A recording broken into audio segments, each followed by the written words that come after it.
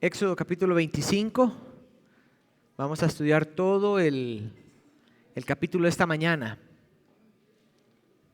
No vamos a leerlo porque mi intención es irlo leyendo por las partes en que vamos a dividir el capítulo. Pero Éxodo 25 vamos a orar y introducimos el sermón de esta mañana. Padre, venimos ante ti con acción de gracias porque podemos hacerlo gracias a nuestro Señor Jesucristo. Y al estar delante de ti en tu trono, donde estás sentado, queremos rogarte que nos des sabiduría, entendimiento, produzcas en nuestros corazones y mentes, Señor, la devoción a ti, de manera que podamos obedecer, podamos disfrutar, deleitarnos en ti, Señor, comprender mejor tu palabra y crecer a la imagen de Cristo. Ayúdame por favor, Señor, a explicar y a enseñar un texto que muchas veces tal vez podemos pasar por alto y que lo vemos nada más como elementos de algún objeto. Muéstranos, Señor, tu verdad, tu carácter, y si hay algo aquí en lo que podamos ver reflejado nuestro Señor Jesucristo, muéstranoslo. Te lo pedimos para una comprensión más aguda de tu palabra. En el nombre de Jesús, amén. Y amén. La semana pasada cerramos el capítulo 24 de Éxodo, y el capítulo 24 terminaba en el verso 18, donde dice que Moisés entró a la nube cuando Dios lo había llamado a su presencia.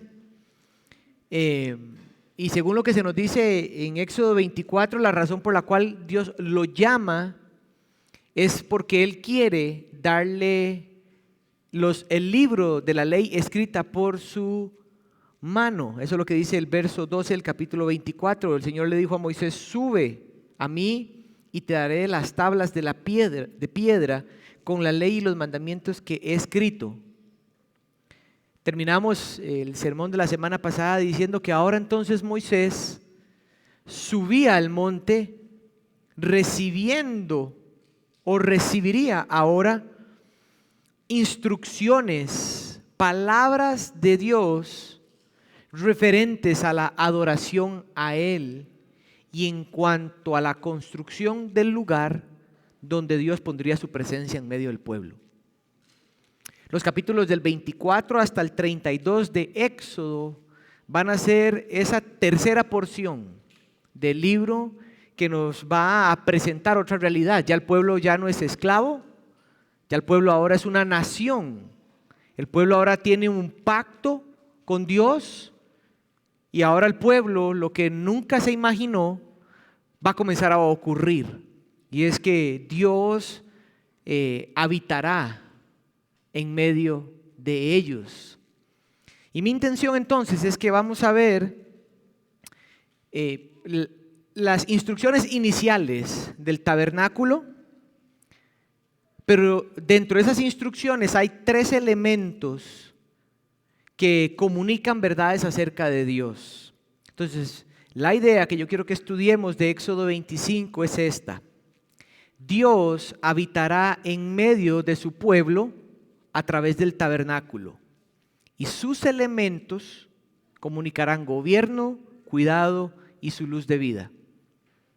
Dios habitará en medio de su pueblo a través del tabernáculo, y sus elementos, los que se nos van a describir, comunicarán gobierno, cuidado y luz de vida. Esa idea la vamos a dividir en cuatro. Es muy fácil. La primera es: Dios habitará en medio de su pueblo a través del tabernáculo. Esto es una pequeña introducción, porque la descripción de la construcción del tabernáculo, si usted vuelve su Biblia, va a estar en el capítulo 26. Pero en nuestro capítulo hoy hay una pequeña introducción al motivo del tabernáculo. La segunda idea que vamos a desarrollar es dos elementos que nos comunican el gobierno de Dios. Nuestra tercera enseñanza va a ser un elemento que nos comunica su cuidado, y el último elemento que vamos a ver nos comunica su luz de vida. Entonces no voy a leer todo el capítulo de una vez, vamos a ir por secciones. Esta es la primera idea que sostiene nuestra idea mayor. Dios habitará en medio de su pueblo a través del tabernáculo. Eso está desde los versos 1 al 9. Vamos a leerlo. Dice así la palabra del Señor. El Señor habló a Moisés y le dijo, ahí está Moisés en el monte, ¿verdad? Y Dios le dice a Moisés, dile a los israelitas que tomen una ofrenda para mí, de todo aquel cuyo corazón le mueva a hacerlo. Ustedes tomarán mi ofrenda y esta es la ofrenda que tomarán de ellos: oro, plata, bronce, tela azul, púrpura, escarlata, lino fino, pelo de cabra, pieles de carnero teñidas de rojo, pieles de marsopa y madera de acacia. Aceite para el alumbrado, especias para el aceite de la unción y para el incienso aromático, piedras de onice y piedras de engaste para el efod y para el pectoral. Que me hagan un santuario para que yo habite entre ellos, conforme a todo lo que te voy a mostrar, conforme al diseño del tabernáculo, al diseño de todo su mobiliario, elementos, utensilios. Así ustedes lo harán. Aquí la idea es, Dios va a habitar en medio de su pueblo. Eso es lo que le está comunicando Dios a Moisés. Mis hermanos, Dios creó al ser humano para que disfrutaran de estar en comunión con Él, para que moraran ellos con Él y Él con ellos. Lo vemos en Génesis 1 y 2. Pero la caída que el hombre realiza, o la rebelión del hombre, ya en Génesis 3, nos describe que esa comunión se rompió a causa del pecado. Ahora ese hombre está espiritualmente muerto, no tiene la capacidad, no tiene el deseo y ni siquiera tiene la voluntad para tener comunión con Dios. Y la realidad del testimonio bíblico es que es sino hasta que Dios trae, se revela y escoge traer hacia Él a quienes va a tener comunión con Él. Eso lo hizo Dios con Noé, Dios lo hizo con Abraham, lo hizo con José, lo hizo con Moisés, lo hizo con Israel y lo hizo con la iglesia de hoy. Los versos que tenemos por delante nos describen entonces la intención de Dios habitando con su pueblo. Noten nada más que en el verso 2 Dios pide una ofrenda para Él, pero la pide voluntariamente. En la expresión donde dice, de todo aquel cuyo corazón le mueva a hacerlo. Mis hermanos, darle a Dios nunca es un peso en el corazón del Hijo de Dios. Dios aquí está diciendo, voy a construir algo en medio de ustedes y lo vamos a hacer con los recursos que ustedes tienen. Y la ofrenda va a ser voluntaria. ¿De dónde saca el pueblo todo este material? Estamos hablando de un pueblo en el desierto que tiene oro. Bueno, ustedes se acuerdan que cuando ellos salieron en la noche de Pascua, ellos despojaron a los egipcios. Bueno, los despojaron con ese sentido. Todo el tesoro que traían era probablemente el tesoro que en algún momento Dios, ahora aquí en Éxodo 25, les dice, vamos a usar para construir. Y no solo el tesoro, hay telas, hay pieles, lo cual van a ir describiéndose. En medio de esa descripción de esos elementos de las ofrendas que nos describen el tipo de material que tienen, yo quiero que noten que tienen función.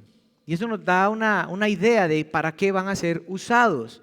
En el verso 6 dice, aceite para, ¿verdad? Aceite para el alumbrado, especias para, aceite de la unción y para el incienso aromático, piedras de onice y piedras de engaste para el efod del pectoral. ¿Y de qué está hablando Dios aquí? ¿Qué efod y qué pectoral? Bueno, el efod y las piedras de onice que usan el efod y el pectoral es el atuendo que usarían los sumos sacerdotes. Pero todavía no se está describiendo. Dios nada más está diciendo, traigan eso y eso se va a usar para, aquí donde viene el punto que les estoy dando de la razón, para ser utilizados en servicio de adoración a Dios. Por eso acabo de describir que Dios está a punto de darle a Moisés con palabras la descripción de la adoración, de los elementos que van a estar dentro de la adoración a Él. Con esta idea de una ofrenda voluntaria usado para estas cosas, nos prepara entonces para el verso 8 y 9 que describen el deseo de Dios. Todo, dice el Señor, verso 8, que me hagan un, palabra importante, santuario, para que yo habite entre ellos. Mis hermanos, Éxodo 29, más adelante, en ese momento de Dios con Moisés, 40 días y 40 noches, Moisés va a recibir del Señor esta idea. Éxodo 29, 46, 45, se lo leo a ustedes. Habitaré entre los israelitas, dice el Señor, y yo seré su Dios. Y conocerán que yo soy el Señor su Dios, que los saqué de la tierra de Egipto, oigan la idea, para morar yo en medio de ellos. Entonces está claro que en el verso 8, cuando me hagan un santuario para que yo habite entre ellos, es yo voy a morar en medio del pueblo. Ahora, pónganse a pensar un poco, y esta es la pregunta que yo me planteé. ¿Qué motivaría al Dios del cielo, a ese Dios santo que en unos capítulos atrás estaba casi despedazando a un monte porque no resistía su presencia con truenos, relámpagos, sonidos? Un Dios que está tocando nada más la punta del monte y el monte está como a punto de destruirse. ¿Qué motiva a ese Dios a venir a morar en medio de su pueblo pecador? Yo creo que hay tres cosas que yo creo que podemos reconocer. Número uno, por gracia.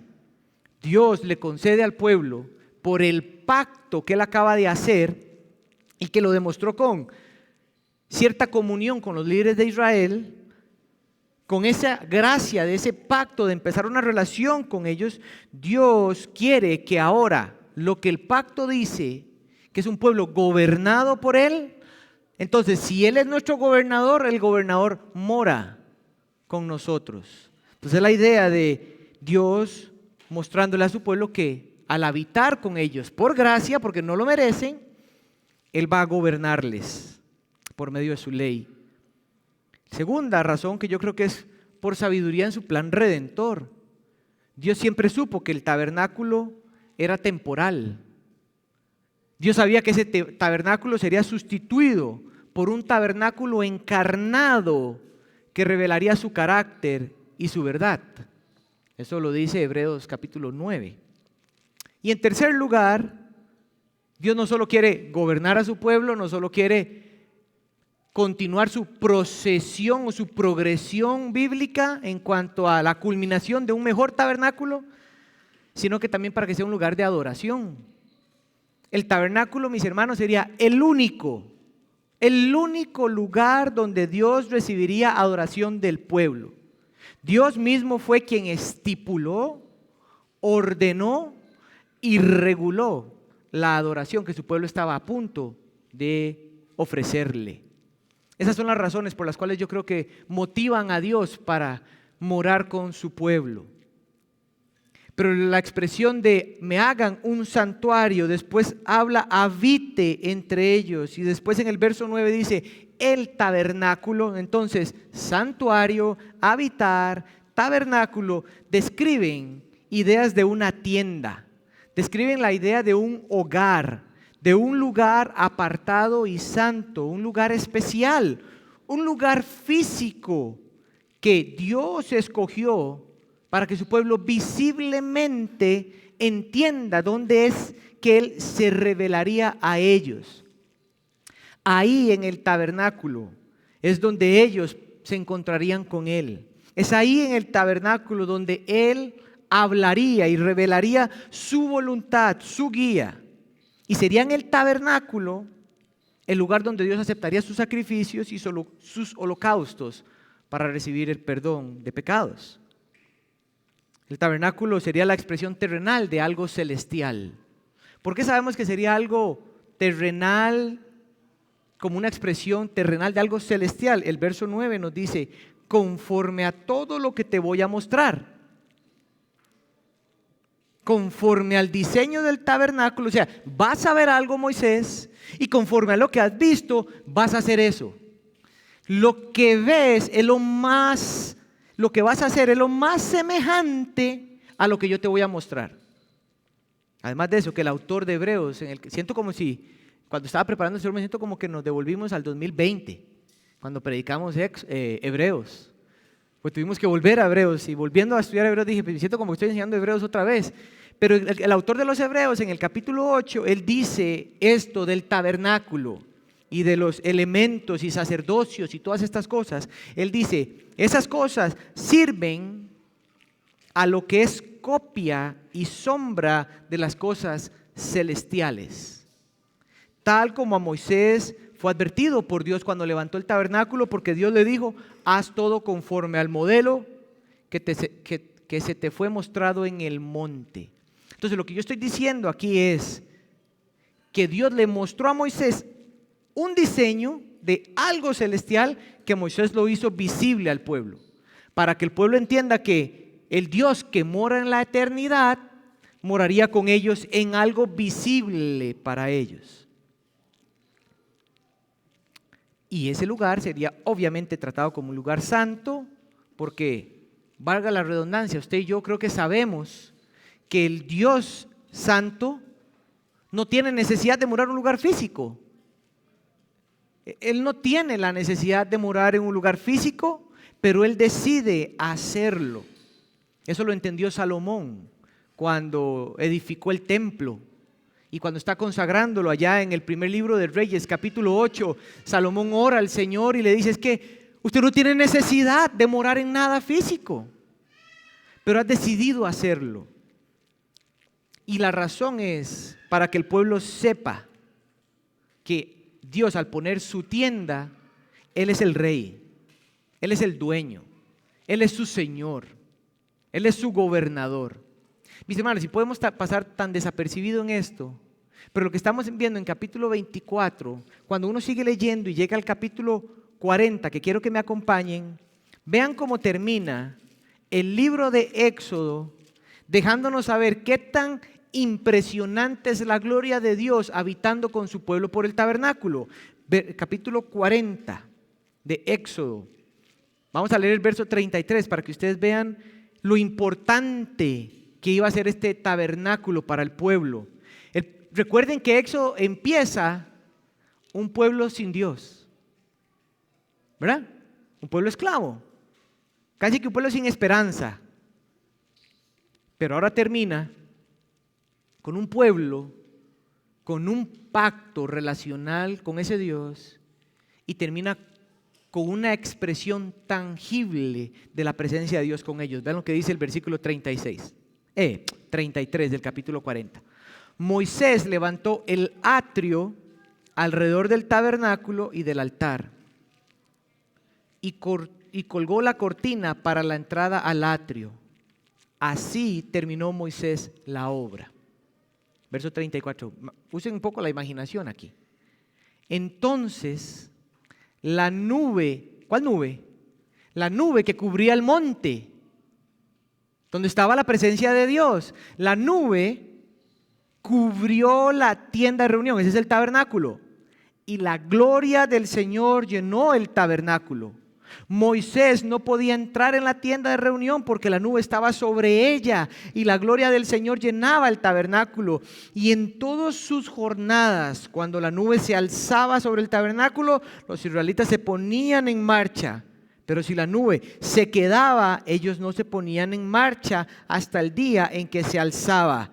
Porque en todas sus jornadas la nube del Señor estaba de día sobre el tabernáculo y en la noche había fuego a la vista de toda la casa de Israel. Se imagina la expresión de la gloria de Dios y decir, el Señor está con nosotros.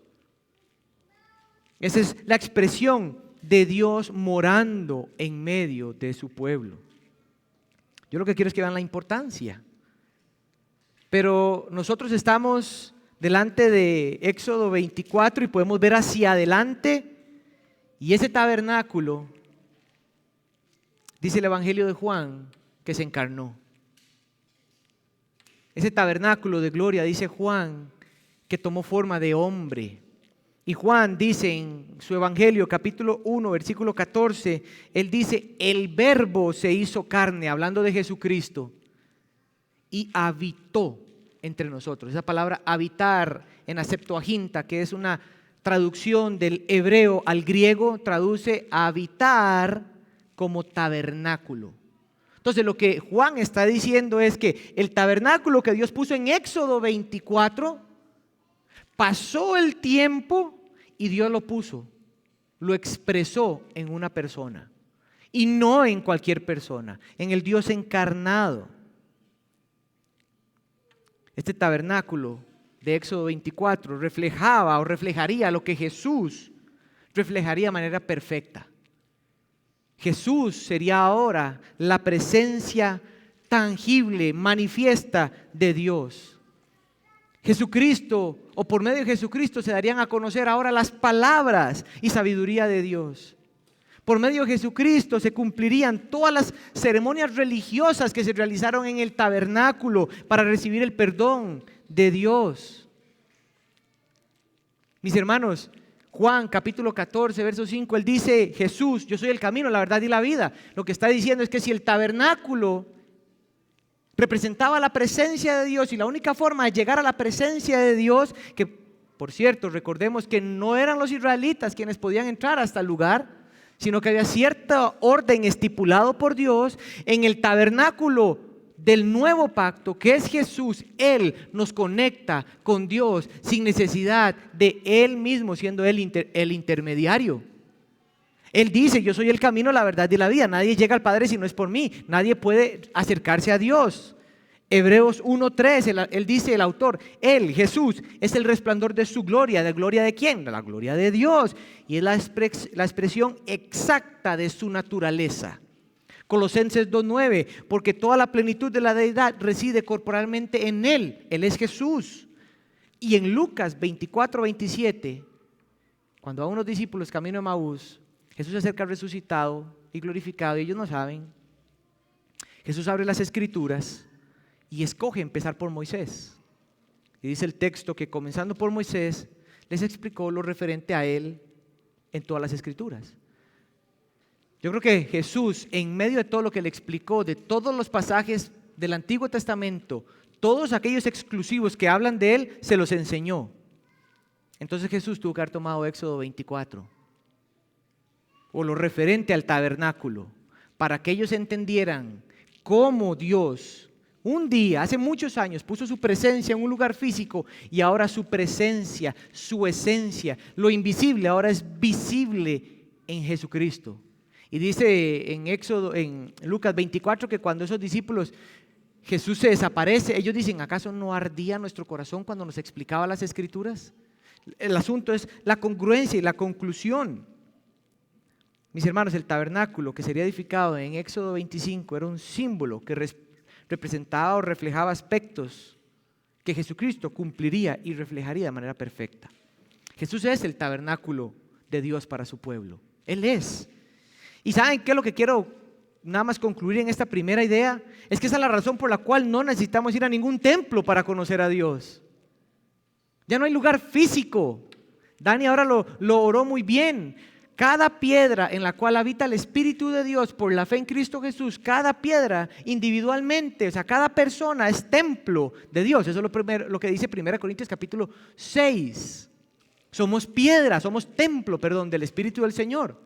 Pero cuando la iglesia se reúne, es como si aquí se construyera el templo de Salomón, por darle una manera a usted, o un tabernáculo. Todos nos juntamos y se construye el templo de Dios y ahora nosotros, cada uno de nosotros, adoramos a Dios y le presentamos a Dios los sacrificios en oración, cantándole, adorándole, siendo expuestos. Esa es la esencia que ahora pasa en la iglesia, gracias a Jesucristo. Pero la iglesia no es esto. Esos son edificios. La iglesia son las personas, los creyentes, por cierto, no las personas creadas. Por esa es la razón por la cual no necesitamos ir a un edificio para relacionarnos con Dios. Por Jesucristo es la razón que no necesitamos sumos sacerdotes. Ya no hay intermediarios más que Él. Gracias a Jesucristo no hay que seguir trayendo sacrificios de animales para ver si Dios por temporada quita su ira. Cristo cumplió todo. Él es el tabernáculo. Yo nada más lo que quiero cerrar con esta idea es que ustedes vean el impacto que tiene en la mente, o debería tener en nuestra mente, el hecho de que Dios decidiera habitar con su pueblo a través del tabernáculo. Y ahora esa primera idea termina diciéndonos el texto que hay dos elementos que estarían ahí dentro. Yo digo dos elementos, pero es uno solo. Se llama el arca del pacto, que tiene el arca y tiene la tapita. La tapita se llama propiciatorio. Y sobre el propiciatorio hay dos seres creados. Esto es lo que vamos a leer aquí, el arca del testimonio y el propiciatorio. Eso comunica el gobierno de Dios. Verso 10. Vean el montón de detalles. Yo no me voy a detener en los detalles. Verso 10. Harán también un arca de madera. Verso 11. La revestirás de oro puro. Verso 12. Además fundirás para ella 4 argollas de oro y las pondrás en cada esquina. Verso 13. Harás varas largas también revestidas de oro. Verso 14. Las meterás en las varas, en las argollas, para llevar el arca alzada. Las varas, verso 15, permanecen, no se quitan, ahí se dejan, dice el Señor. Verso 16, noten ahora, y pondrás en el arca, en el cofre, y pondrás en el arca el testimonio que yo te daré. Y el testimonio que yo te daré, Moisés, son la ley, escrita por su palabra, en piedra, y van a estar puestas ahí. Más adelante ese arca tenía la vara de Aarón y tendría el maná, porque algo simbolizaban. Verso 17. Además harás un propiciatorio. ¿Ven cómo que habla de dos elementos? Esa es otra parte. El propiciatorio, verso 18, dice, harás 2 querubines de oro en cada lado. Verso 19, un querubín en un extremo, el otro en el otro extremo. Verso 20, los querubines tendrán extendidas las alas hacia arriba, cubriendo el propiciatorio con sus alas, uno enfrente del otro. El rostro de los querubines estará envuelto, o sea, viendo hacia el propiciatorio. Verso 21, pondrás el propiciatorio encima del arca. ¿Ven por qué es como una tapita? Encima del arca. Y en el arca, segunda repetición que nos da, pondrás el testimonio que yo te daré. Ahora noten el verso 22, en cuanto al arca del testimonio. Ahí, en el propiciatorio, ahí me encontraré contigo. Y sobre el propiciatorio, ¿ven? De entre los querubines que están sobre el arca del testimonio, ahí te hablaré acerca de todo lo que he de darte, oigan esto, por mandamiento para los israelitas.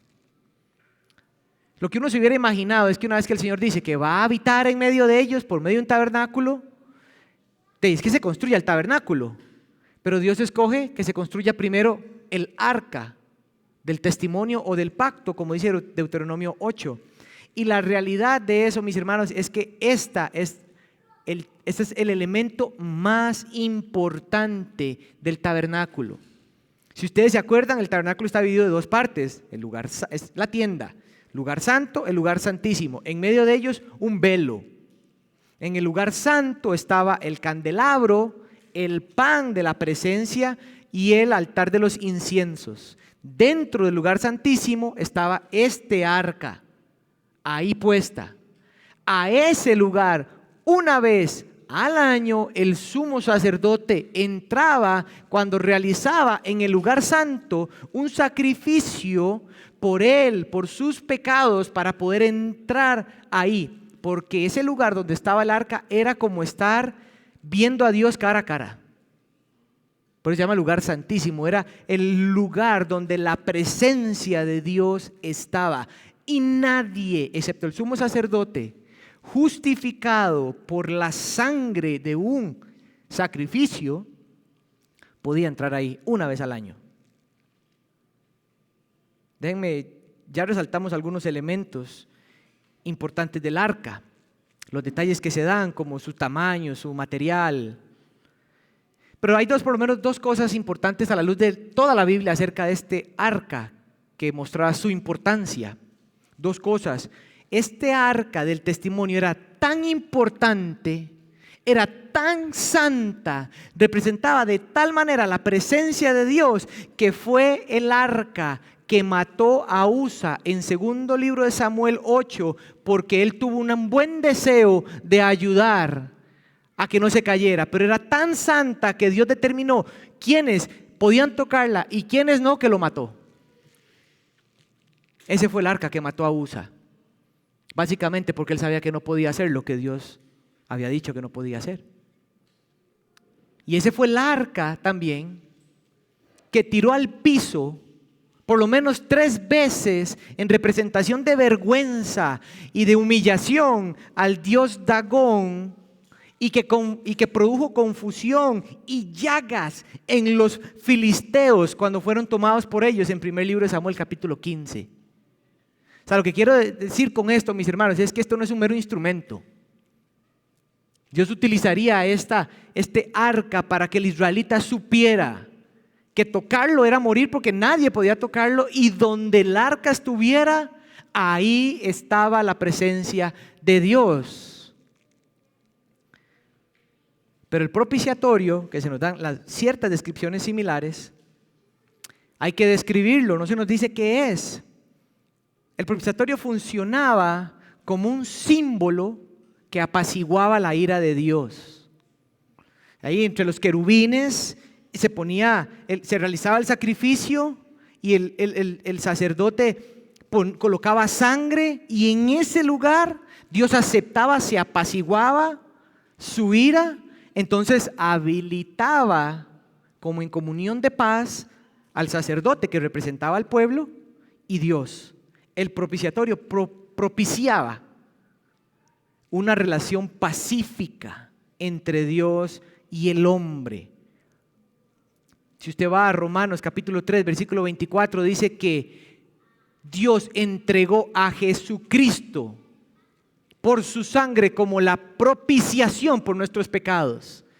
Por la sangre de Cristo, Cristo es nuestro propiciatorio.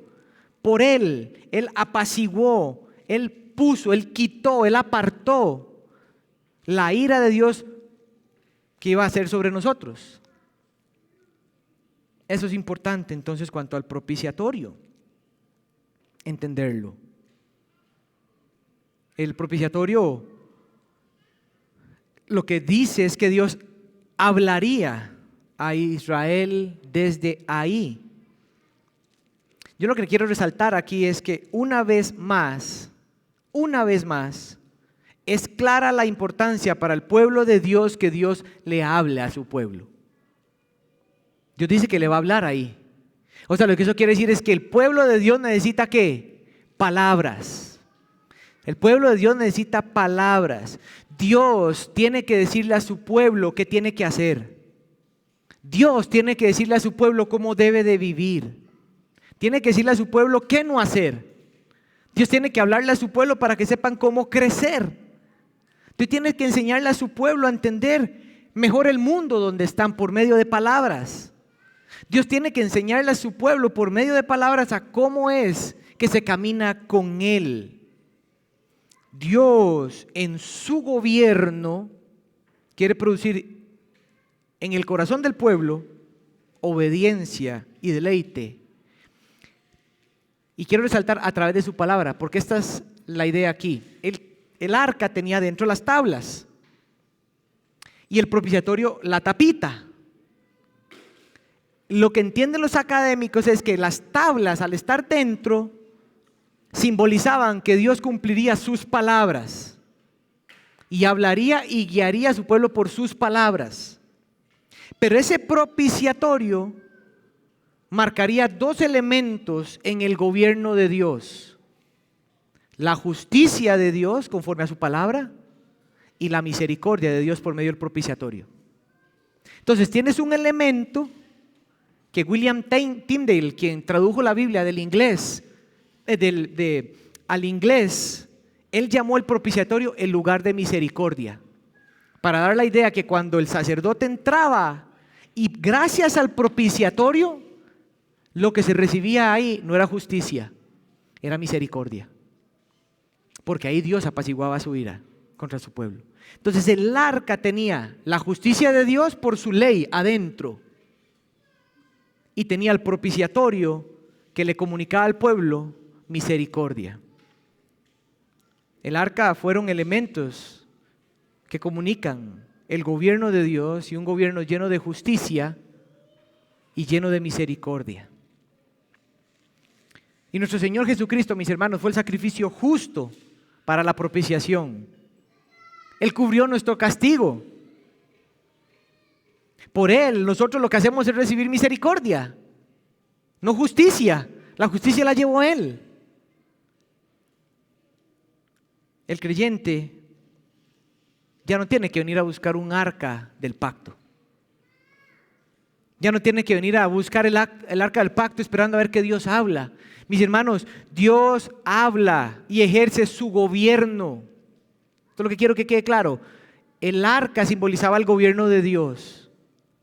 Y Jesucristo es el Señor y dueño de su iglesia.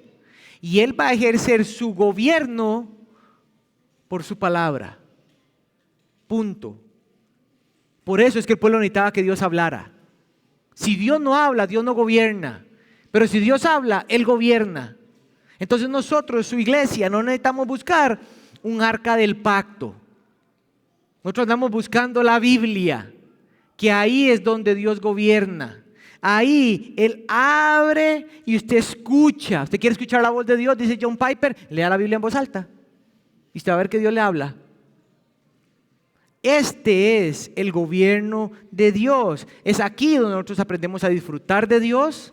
Es aquí donde nosotros aprendemos a tomar decisiones que honran a Dios. Mis hermanos, aquí es donde usted sabe qué es lo que tiene que dejar y qué es lo que tiene que abrazar para honrar a Dios. Esta es mi pregunta para nosotros. ¿En qué temas o áreas de nuestra vida necesitamos reconocer el gobierno de Dios? Mis hermanos, seamos una iglesia que desea ser gobernado por la justicia y misericordia de Dios a través de su palabra. Yo sé que se va a hacer extenso un poco más, pero todavía hay recorrido. Y hay un elemento más dentro del tabernáculo. Ya no solo es el arca del pacto que comunica su gobierno, sino que ahora hay algo que se le llama el pan de la presencia. Y ese pan de la presencia lo que comunica es su cuidado. Verso 23. Harás asimismo, vamos a ver los detalles rápidos porque los detalles son importantes, pero como nosotros no vamos a construir nada, podemos entender que eso se quedó con ellos. Lo que queremos es tomar la esencia y la verdad aquí. Harás asimismo una mesa de madera de acacia. Ahí en el verso 23 le da todos los tamaños. Verso 24. Las revestirás de oro puro. Noten que todos los elementos son cubiertos de oro puro, lo más puro que hay. Verso 25. Le harás alrededor un borde ancho. Verso 26. A esa mesa le vas a hacer argollas de oro, como las argollas que tenía el arca. Y vas a poner, verso 28, varas para llevarlo alzado. Entonces tanto el arca como la mesa eran jalados por los sacerdotes. Si Dios se levantaba, había que levantar todo, montárselo a los hombros y llevarlo. Por eso es que Dios más adelante escoge a toda la tribu de Leví, para que sean los exclusivos que realizarían todo este ejercicio. Verso 29. No solo mesas, y dice el verso 29, harás también sus fuentes, vasijas. Es como que se está preparando un comedor aquí. Eso es como si estuviera preparando una mesa donde alguien va a comer. Verso 30. Y pondrás sobre esa mesa el pan de la presencia. Oigan, no está como bien el Señor le dice a Moisés, perpetuamente delante de mí. Para un israelita, cuando se hablaba de un tabernáculo, ellos pensaban como en una casa. Es como si Dios estuviera mudando ahora al vecindario israelita. Y dentro de esa mudanza, Dios trae un comedor, una mesa. Y dice un comentarista, nada simboliza el hogar con mayor poder que el comedor. En un comedor la gente se sienta, come, tiene comunión, se reúnen las familias, siempre se habla. Para las nuevas generaciones, tengan comedores en su casa. Y dice este autor, entonces el hogar de Dios, en el hogar de Dios existe una mesa. La pregunta es ¿para qué? Porque es lógico que Dios no tiene hambre. Es lógico que este pan no es para Dios porque Dios no tiene hambre, Él no come. Él no come pan. Eso es lógico. ¿Qué es lo que estos elementos quieren decirnos acerca de Dios? El verso 30, que es lo que nos dice que será el pan de la presencia, que pues estamos diciendo que no es para comer, hay que verlo a la luz de Levítico 24:5, donde se nos describe que los sacerdotes debían de poner 6 y 6 pancitos sobre la mesa y se ponían y ahí se quedaban siendo alumbrados por el candelabro, y ese pancito en esa mesa lo que comunicaba al pueblo es que Dios satisfacería todas las necesidades de su pueblo.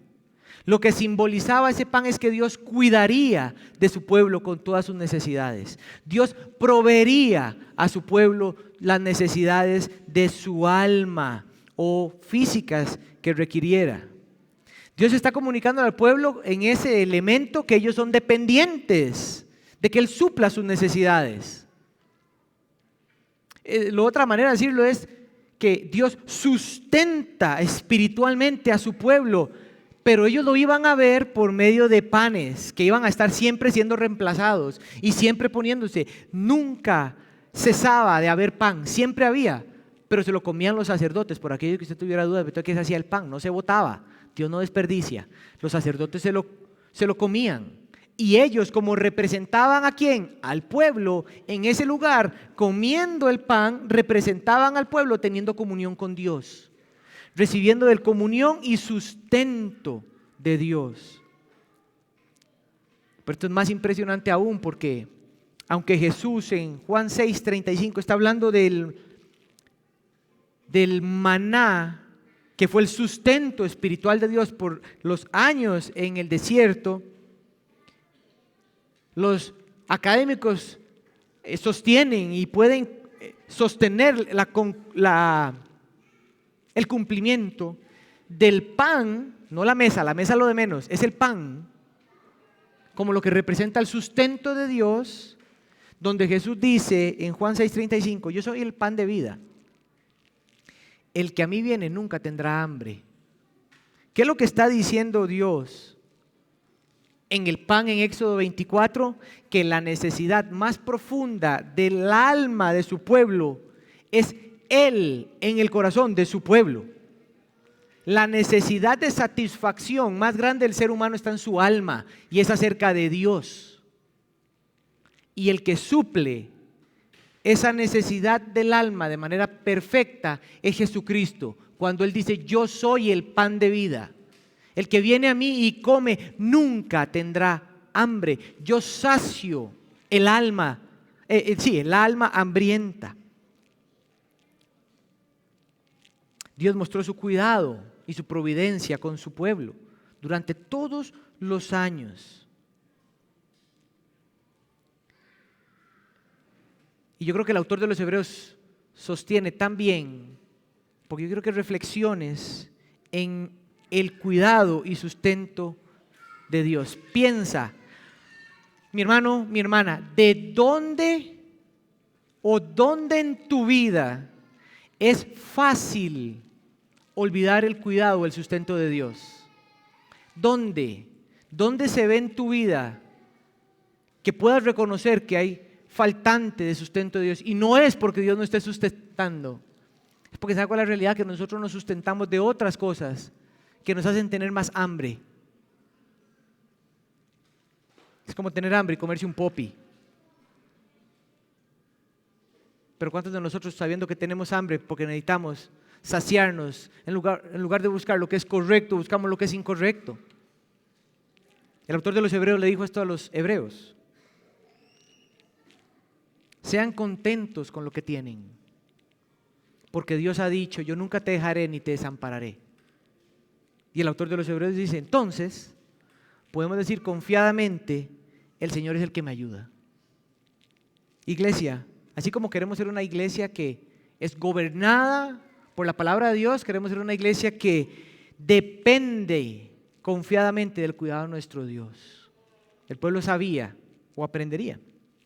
El último, entonces, hemos visto a Dios habitando en medio de su pueblo, Dios ejerciendo su gobierno con su pueblo, Dios diciéndole a su pueblo que Él los cuidará, sustentándoles, con la necesidad principalmente más necesaria del alma, que es Él mismo, cumplida en Cristo Jesús. Pero a la misma vez Él sustentaría las necesidades que su pueblo tenga externas. Y usted y yo sabemos que hasta este punto el Señor siempre ha sido fiel. Usted lo sabe. Y si usted no ha tenido lo que usted quiere, eso no significa que sea malo, significa que es bueno, porque Dios sí conoce nuestros corazones. Pero Dios ha sido fiel.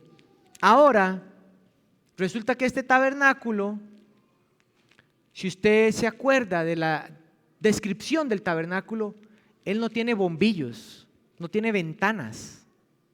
El tabernáculo no le entra luz por ningún lado. El tabernáculo siempre está oscuro. Siempre iba a estar oscuro porque no hay, primero que es una tela enorme la que sería que se pondría arriba, y está diseñado de tal manera para que ninguna luz entre, solo una, y es el candelabro. Vean lo que dice el versículo 31. Entonces harás un candelabro de oro puro también, dice el verso 31.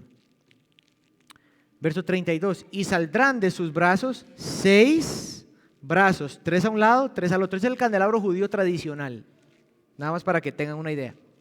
Pero cada raíz tendrá una copita para que se ponga ahí el cosito. Verso 37, entonces hará sus 7 lámparas que alumbren el espacio frente al candelabro. Verso 40, mira que hagas según el diseño que te ha sido mostrado en el monte. Vuelve otra vez el texto último a decirnos, lo que Moisés está diseñando no fue inventura de él. Dios le dijo. No fue que Moisés dijo, oye, como que tuanis, como que el tabernáculo, Señor, le falta luz.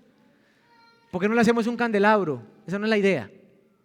El candelabro era la única luz que cuando el sacerdote que representaba al pueblo entraba, ahí estaba el pan, recordando que Dios es fiel, que Él cuida.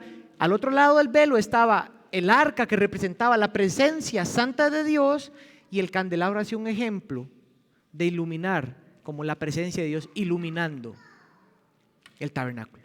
Es como que el candelabro ilumina, ejemplifica la luz de Dios.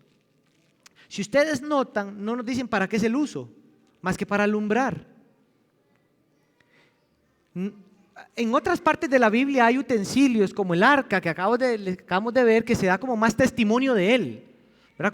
Como que se ven más obras del arca, y cuando David hace el templo, tiene el deseo de construir el templo, a él le duele porque Dios nunca ha morado como quedito en un solo lugar. Entonces él pide que trasladen el arca, y cuando se llevan el arca como que es más fácil verla, pero nunca se dice nada del candelabro, como que simplemente pasa desapercibido. No hay nada en el Antiguo Testamento que nos hable de manera directa en cuanto al candelabro. Lo que sí hay en el Antiguo Testamento o en el Nuevo también es referenciado a la luz. Un término que Juan usa mucho, y un término que en el Antiguo Testamento se utilizaba, la luz, para hacer referencia a la presencia activa de Dios. Válgase decir, en medio de su pueblo.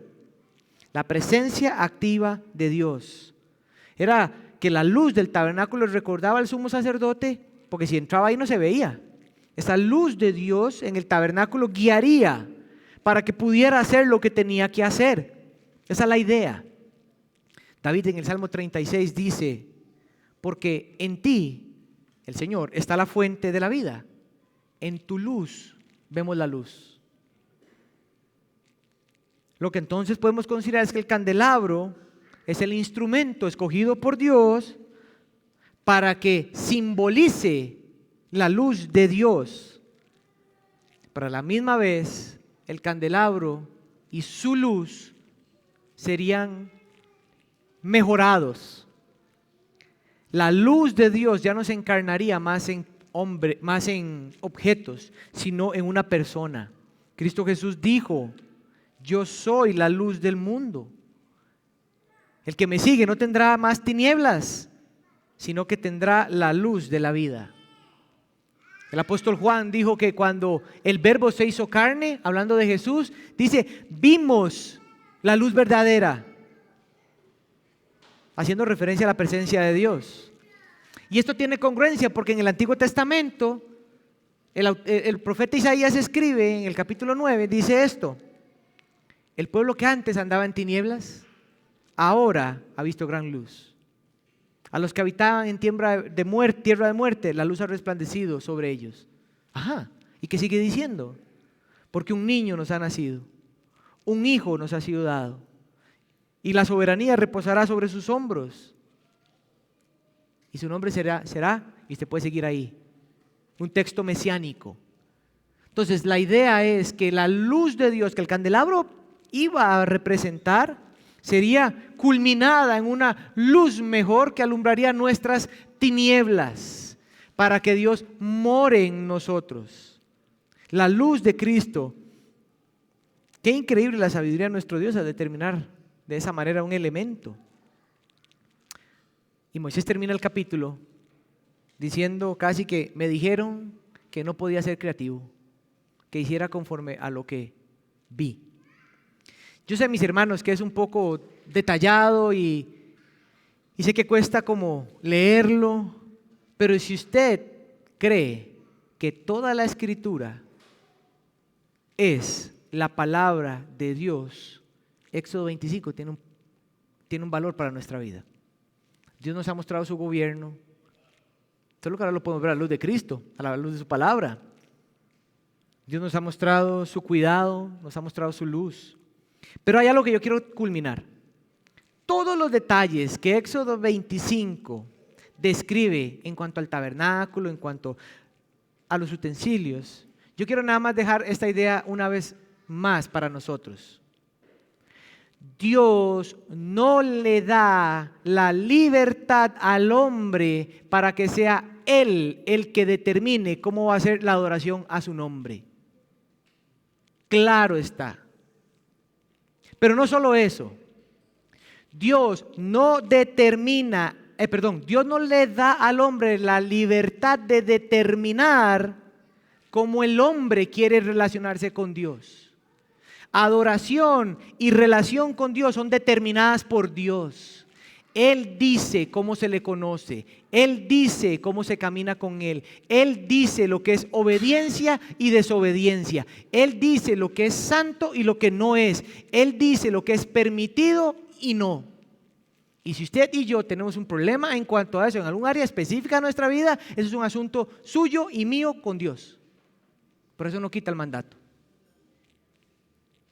Mis hermanos, igual manera la iglesia, Dios determinó qué cosas están dentro y qué no. Y lo bueno de eso es que eso nos guarda de desobediencia. En primera instancia es una bendición, pero también nos guarda nuestros propios corazones. Y al guardarnos del pecado y de la desobediencia y nuestros propios corazones, cuando nos sometemos a que Dios es quien determina cómo se le adora y cómo se camina con Él, entonces eso nos edifica. Eso produce en nosotros el deseo de obedecerle, porque nuestras conciencias se informan y nuestros corazones se encienden con el deseo de vivir para Él de la forma que Él ha revelado que vivamos para Él. Puedo resumir esto en una idea. Dios en Éxodo 25 no quiere que su pueblo sea creativo, Él quiere que su pueblo sea obediente. Éxodo 25 es para ser obediente, no creativo. Dios desea que su pueblo se goce porque Él habitará en medio de ellos. Mi hermano, mi hermana, ¿Usted puede gozarse en que Dios habita en usted y en medio de nosotros? ¿Usted ha pensado en eso? ¿O eso significa que usted nunca está solo? ¿Eso significa que usted nunca tiene un pensamiento que esté alejado de alguien? Él decidió hacerlo. Pero también quiere que su pueblo entienda que Él gobierna de manera justa. Nada de lo que Él hace o permite es injusto. Pero a la misma vez todo lo que empuja a su corazón es misericordia. Pero también Dios quiere que su pueblo entienda que Él los cuida. ¿Usted sabe cómo se ve el cuidado de Dios en su vida? Y yo creo que el hecho del cuidado es importante porque Dios tiene que decir en el Salmo 121 que Él no se cansa ni se duerme. ¿Usted sabe lo que eso significa para nosotros? La idea de que usted cuando pone la confianza en un trabajo o en la plata o en la salud, eso se acaba. Eso no piensa. Eso no siente. Eso te domina. Pero nuestro Dios no duerme, Él no se cansa, Él vigila, Él cuida, Él sostiene, Él guía, Él protege, Él ve, Él escucha, Él se acerca, Él no se aleja. Dios quiere que su pueblo entiendan que Él es lo único que tenemos. No tenemos más. Mi hermano, nuestro Señor es nuestra herencia. Él es todo. Al final no te vas a llevar nada por lo que estás viviendo aquí. Nada, ni la crianza de tus hijos. No te vas a llevar tus temores, no te vas a llevar tus ansiedades, tus idolatrías. Al final es todo Él. Él es todo lo que usted y yo necesitamos. Y Él prometió estar con nosotros, habitar con nosotros, cuidarnos, gobernarnos, sostenernos, para que vivamos en deleite por Él. Él merece la gloria. Él merece la devoción. Él merece el deleite en nuestras almas. Para que cuando vengamos aquí entonemos canciones a su nombre, leamos su palabra, obedezcamos su palabra, sabiendo que obedecerlo es bueno y hermoso para nuestras almas. Y déjenme nada más cerrar que el Dios de Éxodo 25 es el mismo Dios para nosotros hoy. Él no ha cambiado. Que nuestro Dios edifique nuestras vidas por medio de Éxodo 25. Vamos a orar. Padre, agradecemos tu bondad, agradecemos tu misericordia, Señor, y queremos pedirte perdón, porque no somos dignos de ser llamados tus hijos, pero eso somos por gracia, por medio de la fe en Cristo Jesús. Eso somos porque tú nos escogiste desde antes de la fundación del mundo.